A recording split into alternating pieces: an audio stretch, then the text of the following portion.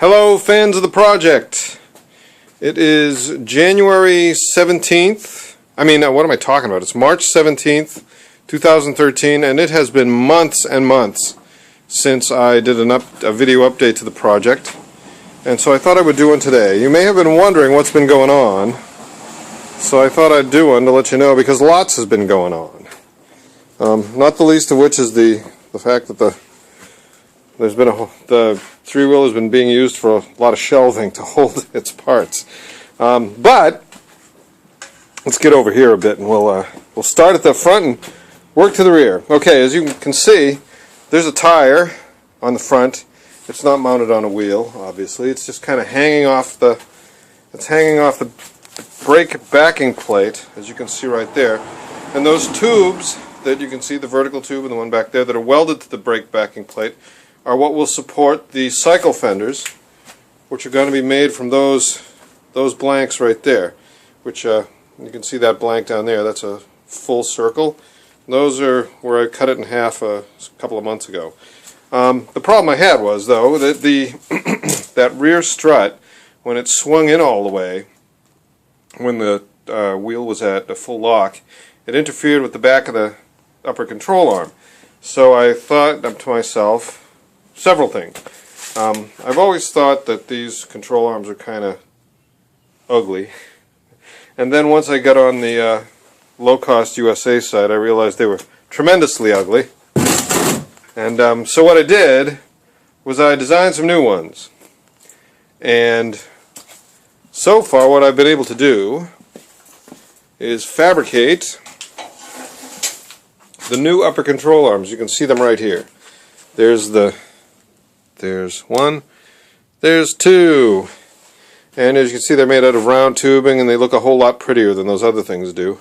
And right here we have the raw stock for the lower control arms. Here we have a rod end bung and another rod end bung, and what we got right here is two other rod end bungs and one of the trunnion plates. And this is 3/16 instead of the 1/8 that's on the original ones, so I'm not going to need to box it. And right there is the drawing for it's in shadow now. Right there is the drawing for the new lower control arm. And this is a new fixture too, because the original fixture had a 2-degree twist to it that was causing me problems when I'd switch one control arm from one side to the other. So we got a new fixture, we got new parts for the control arms, and we've got two new upper control arms made so far. What else has happened since that fateful October day? Well, the rear end is back on. There's the rear tire. Oh, and here we have, I've gone on eBay and purchased a couple other MGB wire wheels. There's one right there. That's in really good shape. I got that from a guy in Colorado on eBay for $50. Free shipping too, which I thought was really awesome. That's in really good shape, and it's just like I wanted. It's got a little bit of patina, and it's got the original paint. And I got this one over here.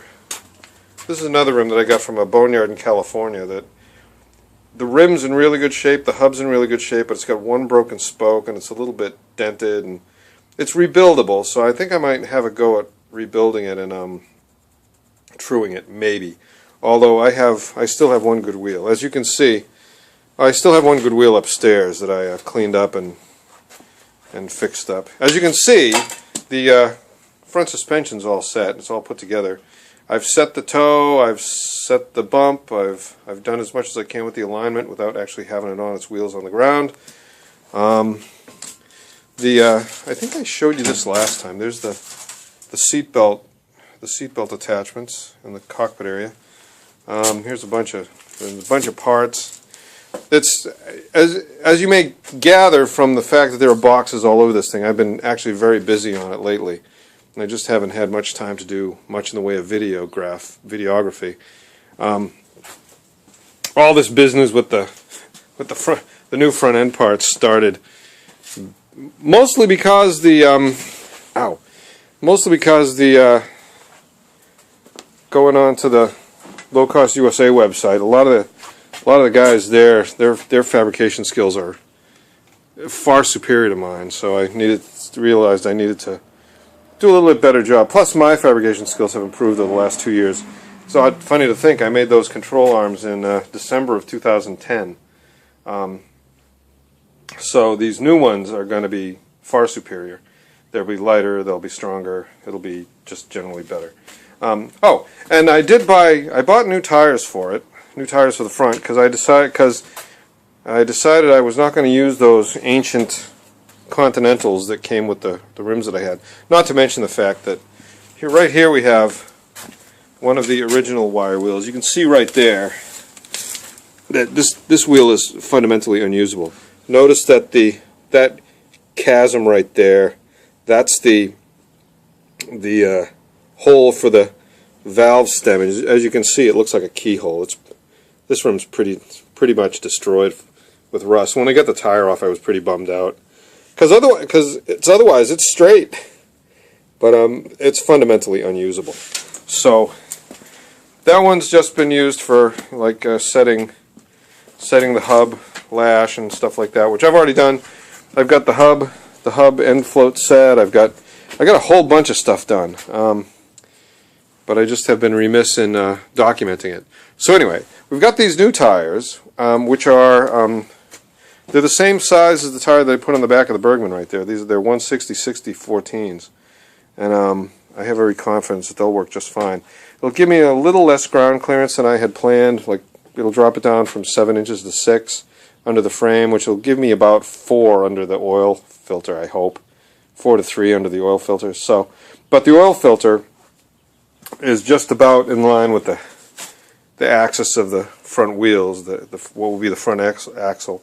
So it won't. I think it'll be fine as far as going over speed bumps and stuff like that.